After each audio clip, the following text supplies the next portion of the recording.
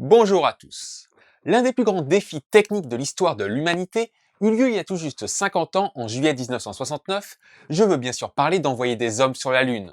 Et c'est pour moi l'occasion de revenir sur cette saga dans toute une série de vidéos.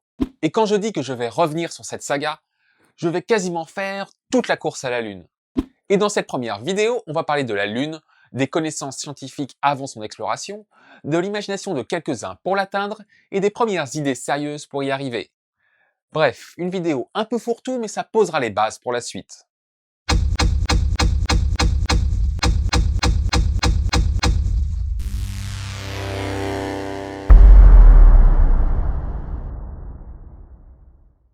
Vu sa taille dans le ciel, il est certain que la Lune fascine.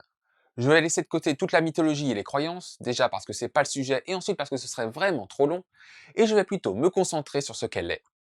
La Lune est l'unique satellite naturel de la Terre, le cinquième plus grand satellite du système solaire, une boule de roche de 3500 km de diamètre, orbitant à un peu plus de 380 000 km de nous.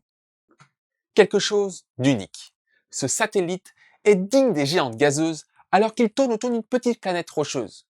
Un cas certainement rare dans la galaxie. Sa formation serait due à la collision de la Terre avec un objet de la taille de Mars nommé Theia il y a 4,5 milliards d'années, peu de temps après la formation des planètes. Les roches et poussières éjectées par la collision se seraient regroupées en orbite. Un disque d'accrétion, identique au disque planétaire, se serait formé, se condensant et s'agrégeant pour former notre satellite. L'influence gravitationnelle d'un tel satellite a permis de stabiliser la Terre sur son axe, tout en synchronisant sa période orbitale avec sa rotation, faisant en sorte que la Lune nous présente toujours la même face. Aujourd'hui, la Lune contiendrait un petit noyau de 400 km de rayon, surmonté de 1100 km de manteau et d'une croûte comprise entre 30 et 100 km, recouverte par quelques mètres de régolithes, la poussière lunaire formée par l'impact de micrométéorites. À la surface, on voit apparaître de larges plaines sombres, appelées des mers, formées d'anciennes coulées volcaniques causées par l'impact de très grosses météorites, alors que les hauts plateaux plus clairs sont plus vieux et plus riches en régolithes. Mais il a fallu attendre le télescope et l'exploration spatiale pour savoir ça. Auparavant, un certain philosophe grec a vraiment embrouillé tout le monde. Dans l'Antiquité, les Babyloniens, les Chinois et les Indiens décrivent la Lune, ses mouvements et prédisent les éclipses solaires et lunaires. En Occident, plusieurs observateurs comme Anaxagore, Démocrite ou Plutarque décrivaient la Lune comme une sorte de terre céleste, dont les zones sombres seraient des mers, les zones claires des terres et les lignes des montagnes, une nomenclature qui perdure encore aujourd'hui. Mais cela contredisait la vision de l'univers selon Aristote. Non, sincèrement, le seul domaine où il ne s'est pas totalement planté en science, c'est sur l'origine des fossiles de coquillages au sommet des montagnes. Et encore, je me dis qu'il a eu du bol sur ce coup. D'après notre ami Aristote donc, tout ce qui se situe dans le ciel doit être parfait. La Lune est donc une sphère lisse, inaltérable, parfaite. Ses disciples expliquent donc que la Lune agit en fait comme un miroir, réfléchissant les montagnes et les mers de la Terre. Cette conception aristotélicienne va rester la vision dominante en Occident jusqu'au Moyen Âge. Ainsi, Isidore de Séville au 7e siècle ou Ibn Saïd au 13e siècle vont tenter de faire correspondre les continents terrestres avec les terres lunaires, alors que d'autres suggèrent qu'il s'agit de nuages ou de vapeurs condensées. Et ce, malgré le fait que la Lune ne change jamais d'apparence. En dehors de la vision d'Aristote, l'Indien Aryabhatiya au 5e siècle de notre ère, l'Arabe Halazen au 10e siècle et le Chinois Shen Kuo au 11e siècle vont suggérer que la lumière de la Lune est due à la réflexion de la lumière du Soleil sur la poussière de son sol. Au 9e siècle, l'astronome arabo-perse Abash al-Hassib al-Marwani réalise une série de mesures en se basant sur la trigonométrie et l'observation et estime le diamètre de la Lune à 3000 km et sa distance à 345 000 km. Vu les instruments de l'époque, c'est très impressionnant. Mais pour achever définitivement Aristote, il faudra attendre l'invention du télescope et les travaux de Galilée au XVIIe siècle. Si les sphères de verre grossissantes datent des Grecs et les premières lentilles des Arabes au Xe et XIe siècle, il faut attendre l'amélioration des techniques de polissage pour obtenir une qualité suffisante à l'observation astronomique. À la toute fin du XVIe siècle, des lunettes maritimes apparaissent en Italie. Mais c'est aux Pays-Bas que les premiers télescopes sont inventés aux alentours de 1608. Un an plus tard, l'anglais Thomas Harriot est le premier à publier un dessin de la Lune vue au télescope. Mais ce sont les planches de Galilée publiées en 1610 qui révolutionnent la perception de cet astre. Si la sphéricité de la Lune ne fait déjà guère de doute au Moyen Âge, Galilée découvre des montagnes, des cratères et des vallées. Dans son Siderus Nuncius paru aussi en 1610, il estime avec justesse que certaines montagnes peuvent atteindre 6 km de hauteur par rapport au fond des vallées.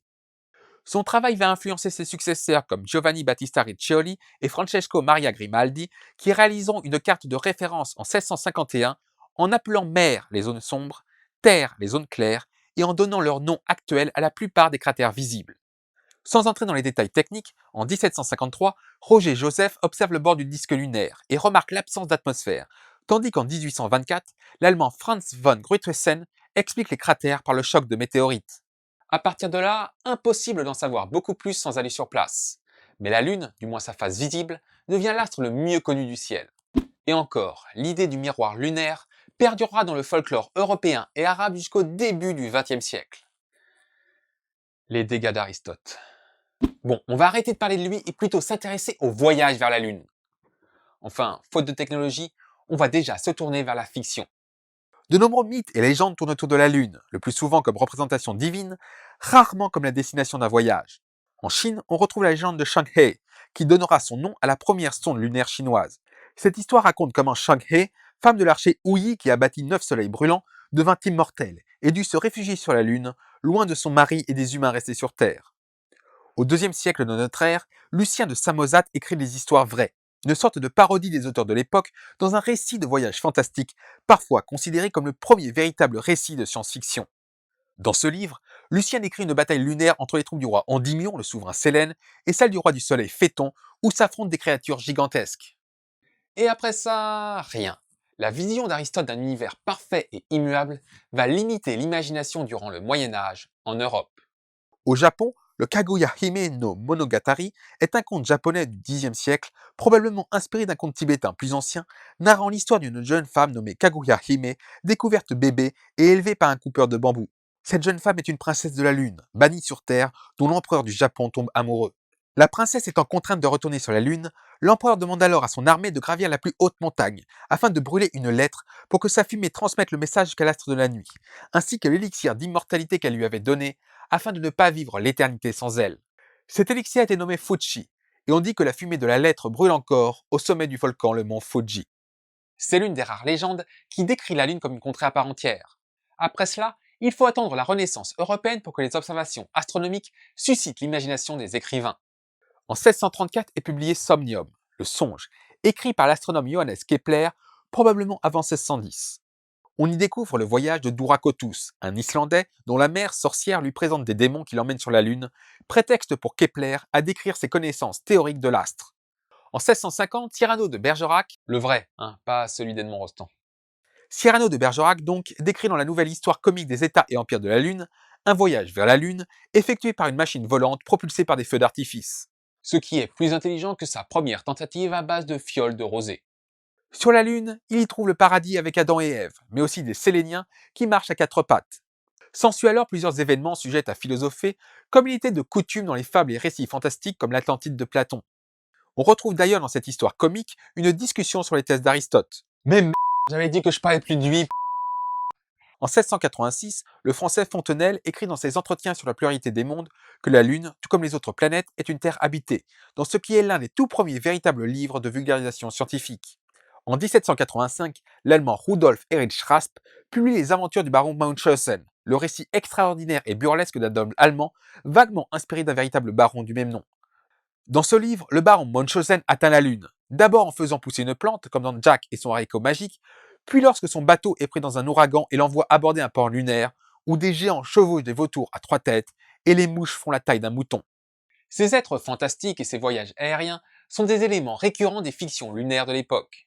En 1835, le New York Sun publie une série de 6 articles canulars sur l'existence d'une vie extraterrestre sur la Lune. D'après l'article, le grand astronome John Herschel aurait découvert grâce à un télescope d'un genre nouveau que l'astre était habité par des bisons, des chèvres, des licornes, des castors bipèdes et des vespertilio homo, des hommes chauves-souris. La même année, Edgar Allan Poe propose dans son aventure sans pareil d'un certain Hans Pfaall un voyage vers cet astre en ballon, mais refroidi par l'accueil du canular du New York Sun, il ne publie pas la suite et ne décrit rien des habitants lunaires. La première véritable fiction techniquement documentée bien que totalement impossible vient bien évidemment de Jules Verne. En 1865, dans De la Terre à la Lune, il compte la construction d'un canon géant permettant de propulser un obus creux habité jusqu'à la Lune. Le canon est placé près de l'équateur, en Floride, pour permettre de bénéficier d'un effet de fronde dû à la rotation de la Terre. Cet emplacement est d'ailleurs proche de Cap Canaveral, d'où partiront les missions Apollo. Par contre, le coup de canon tiré aurait très probablement transformé l'obus en une masse de métal en fusion, et même s'il était sorti intact, l'accélération aurait tué sur le coup les occupants. Jules Verne ne prend également pas en compte la microgravité. Dans Autour de la Lune, la suite du roman, il conclut que la Lune est stérile, et il utilise des fusées d'appoint pour modifier la trajectoire de l'obus afin de contourner l'astre et revenir sur Terre dans l'océan. Au vu des connaissances de l'époque, Jules Verne décrit une vision relativement fidèle de ce que pourrait être une mission circumlunaire. Et ce n'est pas le seul auteur à s'inspirer de la Lune. En 1901, H.G. Wells envoie 2 hommes sur la Lune dans The First Man in the Moon, en utilisant un matériau nouveau, la cavorite, qui inverse les effets de la gravité. Un procédé qui fera s'étrangler d'indignation Jules Verne, qui se voulait l'apôtre du réalisme technique. En 1902, Georges Méliès la met en valeur dans le film Le Voyage dans la Lune.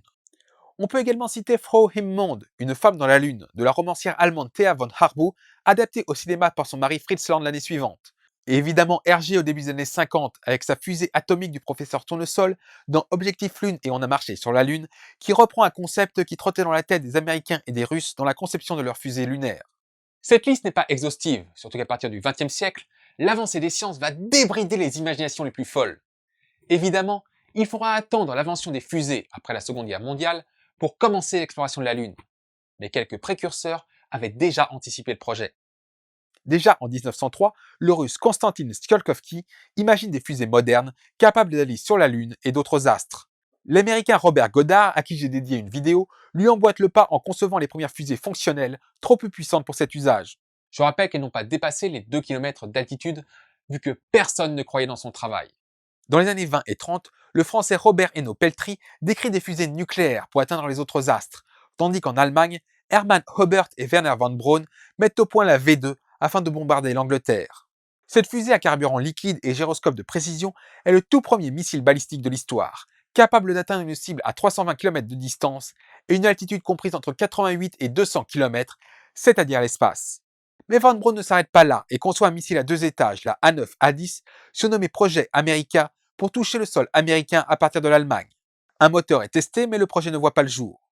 Cela n'empêche pas l'Allemand de dessiner les plans de l'A11, un étage supplémentaire permettant de mettre une charge de 300 kg en orbite basse, imaginant ainsi le tout premier lanceur de satellites, et même l'A12 pour mettre 10 tonnes en orbite.